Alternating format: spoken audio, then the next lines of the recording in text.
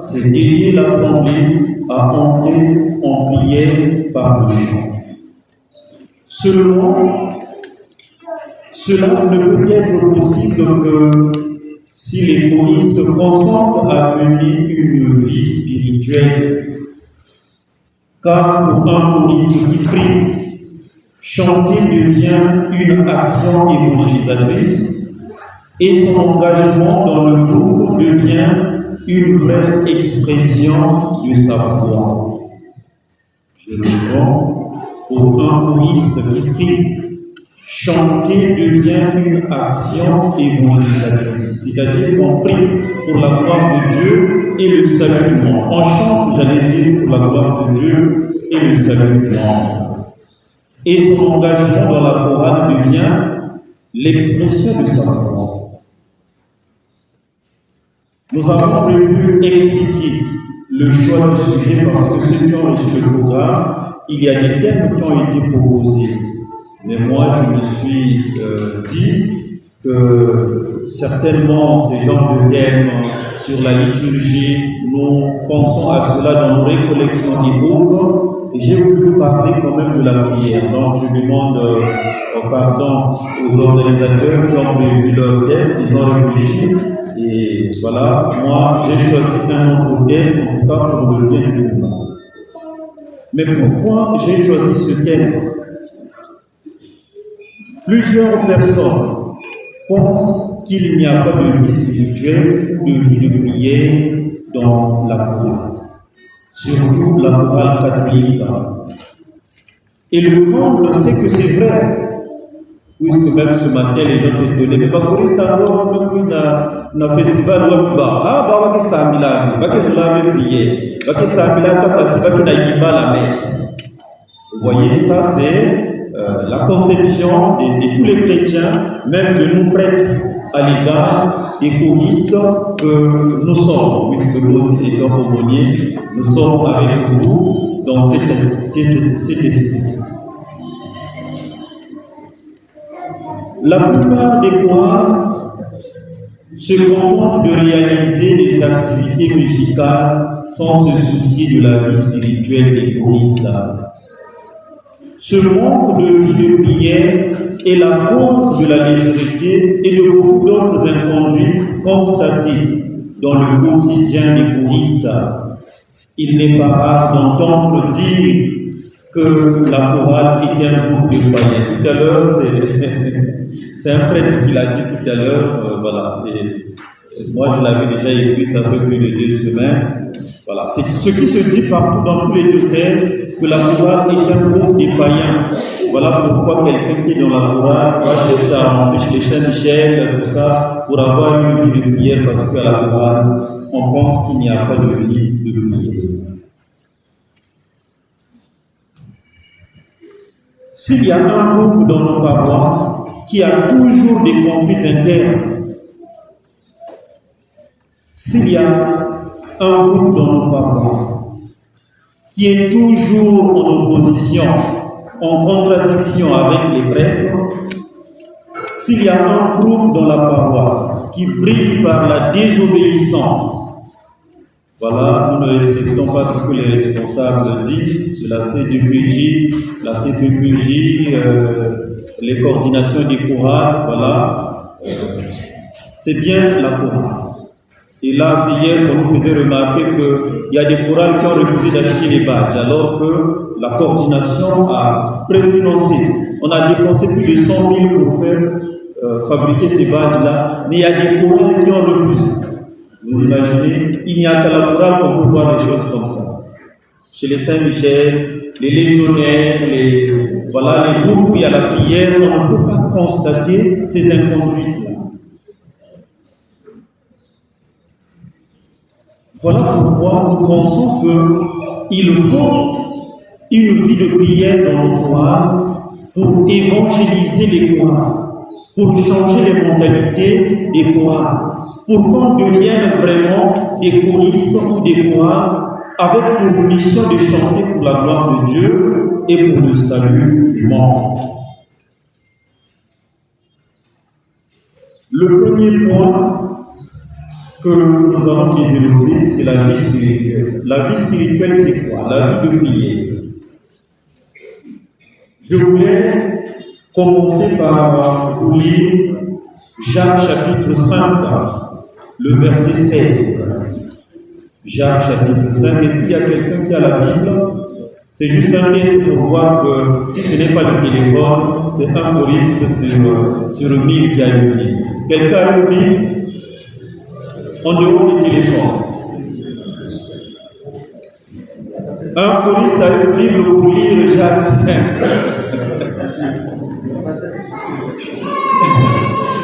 Bon, mais si je dois dire un choriste à son cahier de chant, je crois que c'est tout bon.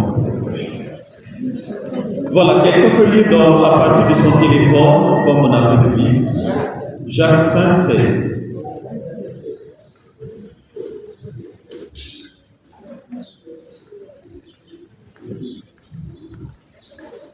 Donnez le micro.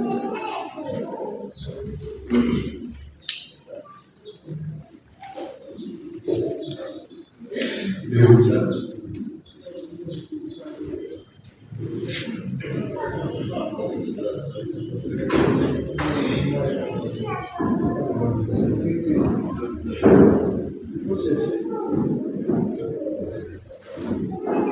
y a quand même une Bible. Merci beaucoup.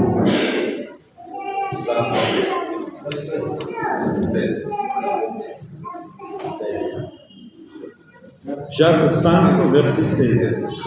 Parce que Jacques s'arrête au chapitre 5, il n'y a pas de chapitre 6.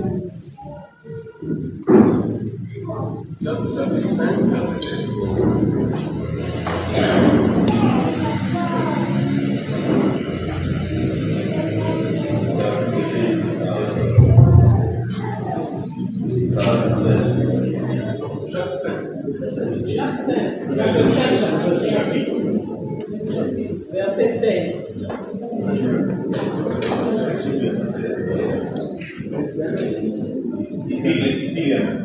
Non, il y en a ça, c'est une Bible protestante, donc c'est pas catholique. La Bible pour jeunes. Ça, c'est.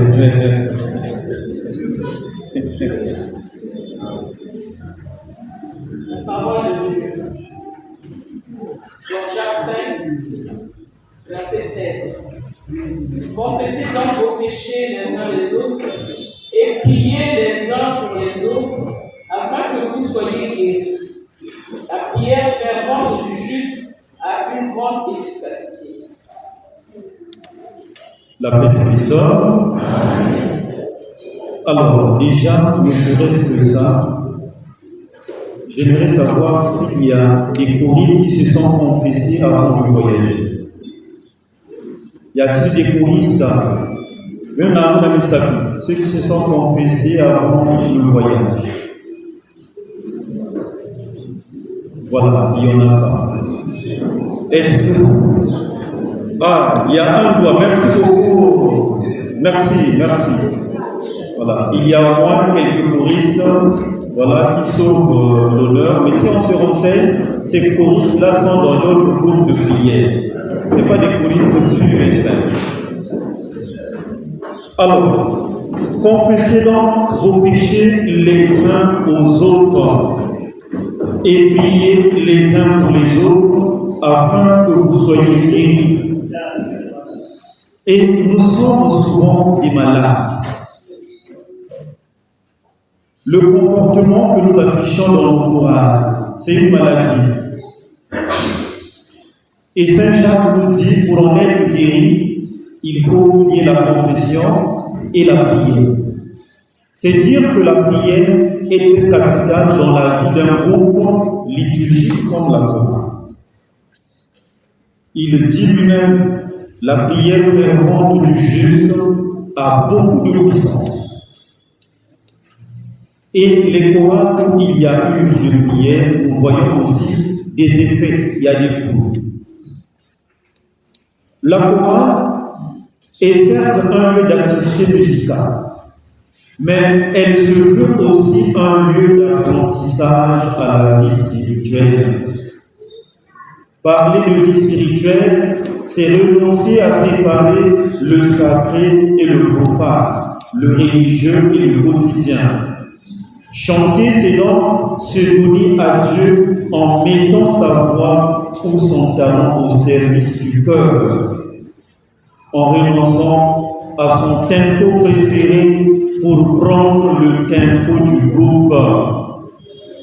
Chanter, c'est renoncer à son tempo préféré pour prendre le tempo du groupe. Le tempo pour les musiciens, les organistes, ils comprennent mieux cela. Quand on joue par exemple avec la boîte à rythme, vous sentez qu'il y a un point qui fait tout, tout, tout, tout. Ça c'est le tempo. On peut accélérer tout, tout, tout, tout, tout, tout, tout. Voilà, souvent quand on n'a pas la boîte à rythme, c'est le batteur qui donne le tempo, le drummer. Et quand nous venons à la chorale, chacun a son tempo.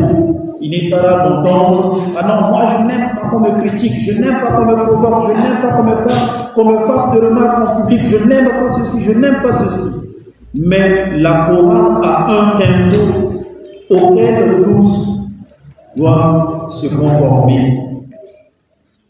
Et donc, quand on arrive dans la chorale, il faut apprendre à se dépouiller pour se conformer au règlement de la chorale, au règlement de l'Église, au règlement du groupe. C'est cela la vie de prière.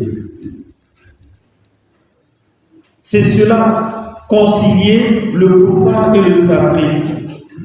Parce que quand on sépare, on dit moi quand c'est comme ça, et je le dis souvent, la chorale c'est l'unique groupe où pendant que nous faisons des répétitions, ou juste après les répétitions, le responsable est en train de parler, un choriste qui n'est pas d'accord, il se lève, il sort. C'est l'unique groupe dans l'église où on voit ça. Quelqu'un est capable de se lever, sortir pendant que le président, la présidente est en train de parler. Non, lui, il se lève, il part, parce que son tempo lui demande de partir. La chorale, c'est l'unique groupe où quand je veux, je viens, quand je ne veux pas, je ne viens pas. C'est l'unique groupe où on doit dorloter. On a dit,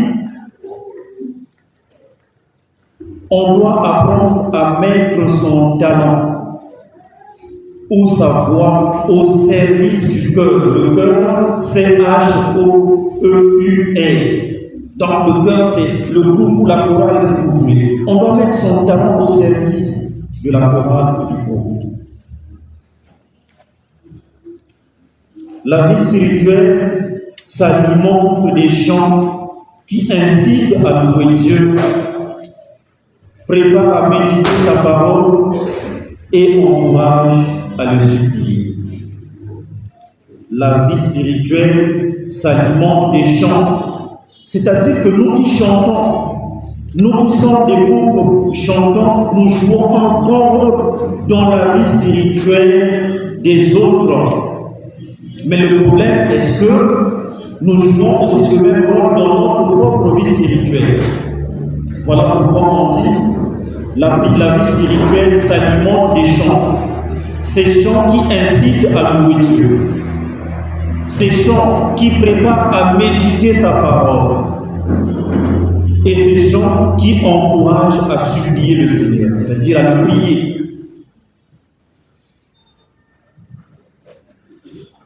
Un petit sous-point, le petit temps, la chorale a un lieu de spiritualité. C'est pour dire que moi je refuse qu'on dise que la chorale est un groupe des païens. Non, moi je refuse. Mais nous devons savoir que la chorale est un lieu de spiritualité. Ça c'est le petit sous-point, le premier petit sous-point. du grand temps. Chanter en église, c'est enraciner sa foi en l'exprimant ensemble. Nous venons chanter pour exprimer ensemble notre foi. L'apôtre Paul invite ses fidèles, les fidèles qui se rassemblent dans l'attente de l'avènement de leur Seigneur, à chanter ensemble des psaumes, des hymnes et des cantiques inspirés. Colossiens chapitre 3, le verset 16. Ceux qui se rassemblent pour invoquer l'arrivée du Seigneur, le retour glorieux du Seigneur, sont appelés à chanter ensemble les cantiques, les psaumes, voilà, tout ce qui est inspiré. Et dans Luc 18, verset 1, Jésus nous adresse une parabole pour montrer qu'il faut toujours prier et ne point se relâcher. On doit prier sans cesse. Quand nous lisons Luc 18, verset 1, voilà cette veuve-là qui revenait chaque fois, embêtée, jusqu'à ce que le juge décide d'empêcher son problème. Et nous aussi, pour guérir, voilà, de nos inconduites. Par exemple, ce matin-là, ceux qui n'ont pas prié, ça veut dire que dans leur paroisse, c'est la même chose. Et comme témoignage, là où je suis curé, il y a 2 mois, quand j'arrive, on chantait de façon rotative. J'ai dit non, les 2 mois pour chanter, futurine, Fara, parce que quand une chorale chante ce dimanche, l'autre chorale, les choristes ne viennent pas. Ils vont attendre seulement, et j'ai demandé, mais pourquoi? Moi, je n'aime pas la messe chantée par la chorale, parce qu'on pense que sa chorale est la meilleure, le complexe de supériorité. Saint Augustin le dira bien chanter, c'est prier 2 fois. J'entends souvent dire chanter, c'est prier 2 fois. Non. Bien chanter, c'est prier 2 fois. Selon lui, pourquoi bien chanter, c'est prier 2 fois? Parce que hier, par exemple, félicitations aux choristes de l'Olympie qui ont animé la messe. Je crois que tous nous étions contents. Ils n'ont pas préparé cette messe, c'est une improvisation, mais c'est des chants chorales qu'ils ont mais ils ont chanté et tous nous étions contents. Ils ont bien chanté et ça nous a fait entrer dans une prière. Par contre, il y a des gens, vous voyez quand vous êtes sonorisé, lorsque vous parlez, tout le monde vous écoute. Il y a des gens qui dérangeaient. Quand vous parlez là, vous dérangez parce que vous êtes sonorisé. Donc quand vous chantez bien, vous faites entrer les autres dans une dimension telle que, voilà, on ne veut plus arrêter. Voilà pourquoi souvent, quand l'action de grâce est bien exécutée, dès que vous arrêtez, surtout si c'est brusquement, les gens disent, oh. Même le Gloria, quand vous arrêtez, les gens courent parce que ils espéraient être encore dans cette dimension spirituelle dans laquelle vous les avez fait entrer par votre beauté liturgique du chant. Et en ce moment-là, vous faites prier les autres et vous-même aussi en chantant, vous priez. Voilà pourquoi on dit bien chanter, c'est prier 2 fois. Mais quand vous chantez mal, vous dérangez, vous empêchez la concentration des gens. Et les gens sortent de là énervés parce qu'ils n'ont pas prié à cause de vous. Et voilà pourquoi c'est une invite aussi au courage de toujours respecter les temps de silence. C'est important. Nous le voyons parfois, dès qu'on finit le chant, on commence à chuchoter. Non. Et pour Saint Augustin, pour former un bon cœur, une bonne courage, ou pour être des bons choristes, il faut 2 choses. La première des choses, il faut savoir s'écouter pour pouvoir chanter ensemble et bien. Il faut savoir s'écouter pour pouvoir chanter ensemble et bien. Autrement dit, il faut développer l'oreille musicale. Prêtez attentivement l'oreille à moi-même et aux autres. C'est cela le cœur. Les maîtres des chants savent. Quand on enseigne un chant, il faut qu'on se rende compte que les 4 voix, puisque nous chantons le choral, c'est 4 voix, que les 4 voix, voilà, s'accordent. C'est ce qu'on appelle l'harmonie. Chaque voix chante sa partition différemment, mais toutes ces différences-là sont harmonisées. Et cela forme une beauté. Et dans la vie spirituelle, c'est la même chose. Quand on arrive dans la chorale, il y a des pauvres, il y a des riches. Quand on arrive dans la chorale, il y a des gens qui sont beaux, il y a des gens qui ne sont pas beaux. Il y a des femmes qui sont belles, il y en a qui ne sont pas belles.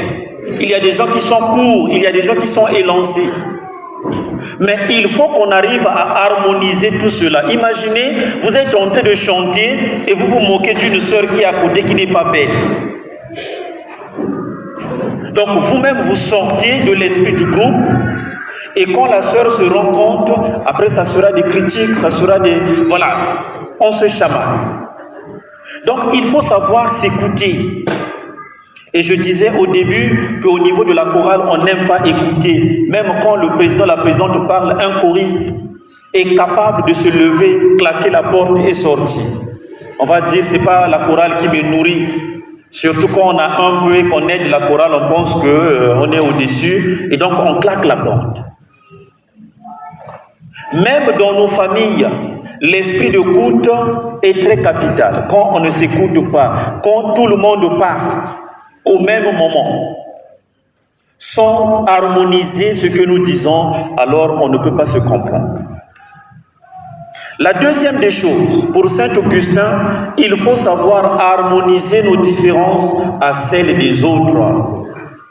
J'ai dit au début, quand on arrive, on a son tempo préféré, mais il faut se laisser, voilà, au tempo du groupe. Quand on arrive, chacun de nous a ses principes. Même nous prêtres, quand tu arrives dans une paroisse, tu as tes principes.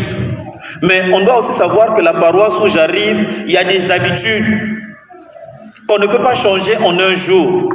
Donc à un moment, certainement, il faut d'abord se laisser faire afin de transformer de l'intérieur. Quelqu'un disait, on ne peut pas sortir quelqu'un de la boue sans se salir les mains. Tu ne peux pas être là très loin, on dirait, sortez de la boue, sortez. Non, il faut rentrer là pour que de l'intérieur, tu puisses transformer les gens. Donc chacun arrive avec ses qualités, chacun arrive avec ses défauts. Quand on nous donne l'exemple de Sainte Rita, le témoignage de Sainte Rita qui supportait sa consoeur qui ne savait pas prier. Vous imaginez quand vous êtes 3, 4 à chanter et qu'à côté de vous il y a quelqu'un qui ne sait pas prier. Les choristes savent quand même. Vous chantez et qu'à côté il y a quelqu'un qui dégame, qui dérange. Ça vous énerve, ça ne vous donne plus envie de prier. Mais après, il faut supporter ce genre de personnes. Il ne faut pas les mépriser. Il faut plutôt les prendre avec amour, avec joie, pour qu'ils deviennent comme nous. Parce que nombreux, voilà, on est venu dans la chorale, on ne savait pas chanter, on a appris à chanter dans la chorale. Il y a beaucoup de musiciens, je vais citer Elshon Toba Olo, ils n'ont pas de belles voix, mais ce sont eux qui connaissent la musique, mais ils ne savent pas chanter. Enfin, ils n'ont pas de belles voix, mais ce sont eux qui connaissent la musique. Mais vous qui ne connaissez pas la musique, c'est vous qui chantez bien. Mais ceux qui n'ont pas de belles voix vous enseignent à chanter. Et c'est comme ça la vie. Quand on arrive, on doit laisser son tempo préféré. On ne peut pas dire à Elshon ou à Olo, oh écoute, moi quand il te dit tu donnes un demi-ton, tu te dis mais toi-même tu ne sais pas chanter. Non, c'est lui qui connaît la musique, qui sait que tu es en train de donner un demi-ton. Il faut changer. Et c'est ce qui nous manque. Et la vie spirituelle, c'est savoir s'écouter, savoir écouter les autres, savoir harmoniser nos différences. Voilà les deux choses que nous devons retenir. Dès lors, dans nos relations entre choristes, savons-nous écouter les autres et savons-nous harmoniser nos différences? Sommes-nous capables de renoncer à notre tempo pour prendre celui de la chorale? En effet, tous les problèmes d'insubordination, de désobéissance, d'impolitesse et bien d'autres que l'on rencontre dans nos milieux choraux viennent de là. Tous ces problèmes que nous rencontrons sont le fruit de l'absence de l'esprit d'écoute et d'acceptation des autres dans leurs différences. Il y a beaucoup de personnes qui succombent à l'envie d'intégrer la chorale, non seulement pour le chant et la beauté harmonique qui s'en dégage, mais surtout pour le plaisir d'être ensemble et de partager une même passion. Chanter en chœur, c'est vivre d'émotions et de bien-être physique et spirituel. J'apprécie dans ce sens le slogan de la chorale Sainte Famille, de Sainte Face de l'Angélie Faubourg à Pointe-Noire. On dit Sainte Famille, la joie de vivre.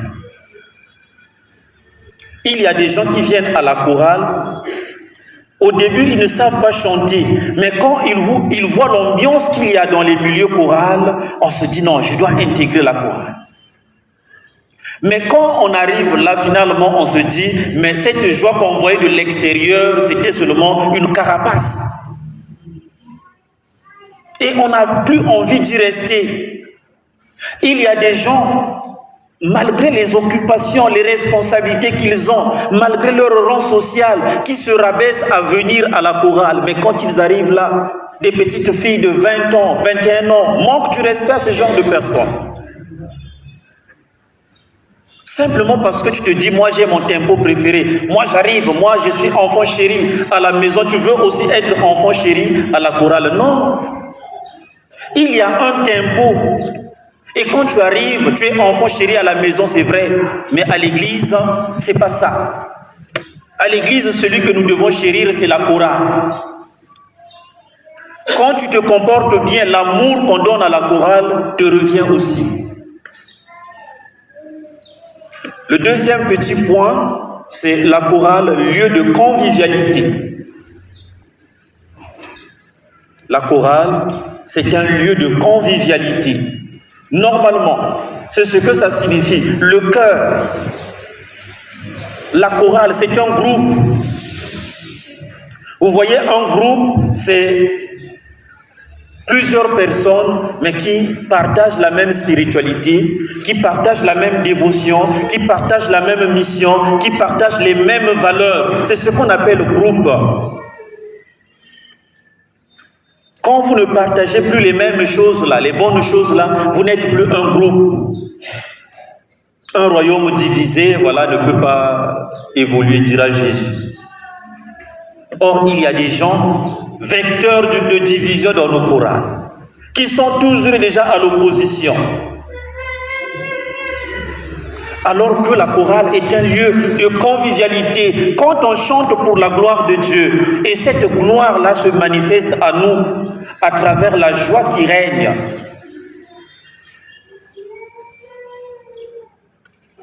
Quelqu'un chantait, là où sont amour et vérité, Dieu est présent.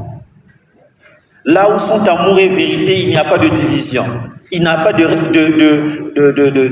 contradiction qui détruit. Mais tout ce que nous faisons, c'est pour la gloire de Dieu. Et donc, il faut qu'on sache harmoniser nos différences.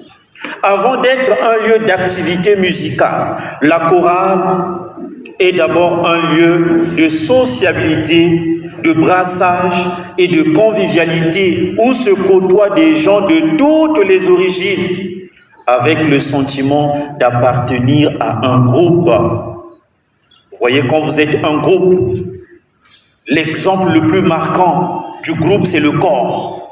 Le corps qui a plusieurs membres. Mais quand l'œil fait mal, c'est tout le corps qui souffre.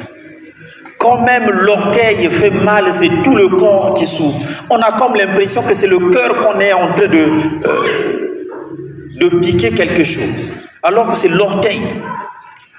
Donc quand quelqu'un souffre, c'est tout le monde qui souffre. Or, dans nos milieux chorales, là, voilà, il règne souvent ce qu'on appelle le malheur des uns fait le bonheur des autres. Et comme on disait hier, il y en a qui ont travaillé pour saboter cette activité, par exemple. Parce qu'ils n'acceptent pas qu'un certain papa soit à la tête, il fallait que ce soit moi. Et dans nos chorales aussi, c'est cet esprit païen. On a voté maman un tel, papa un tel à la tête de la chorale. On n'est pas d'accord, on sabote tout le truc. Et au niveau de la paroisse, s'il y a un groupe qui boycotte les activités de la paroisse, quand je dis il y a toujours des exceptions, d'ailleurs c'est l'exception qui confirme ce que je dis. Mais c'est la chorale. Chez moi, quand j'arrive, on balayait l'église une fois par semaine, donc seulement les samedis. Je me rends compte que c'était pas bien. Je dis non, il faut quand même 2 fois, lundi et samedi. Surtout quand il a plu le dimanche, le lundi c'est très sale l'église, donc le lundi il faut balayer. Mais les premiers qui voulaient boycotter, ce sont les chorales. Et quand on les place, voilà. Mais à peine, ça fait même pas 2 semaines qu'on a balayé. Mais ça fait quoi ta maison, tu la balayes tous les jours? Est-ce que c'est un problème? Pourquoi quand c'est l'église, on boude? Et je comprends, même dans nos familles, ceux qui sont des enfants dont on a raté l'éducation, c'est comme ça. Chez nous, on appelle ça Nsingasani. Quand on dit, allez faire ceci. Ah non, hier c'est moi, aujourd'hui c'est toi, vas-y. Et voilà. Chacun pense que c'est l'autre qui doit faire, et l'autre aussi pense que c'est chacun qui doit faire, et finalement personne ne fait ce que les parents demandent.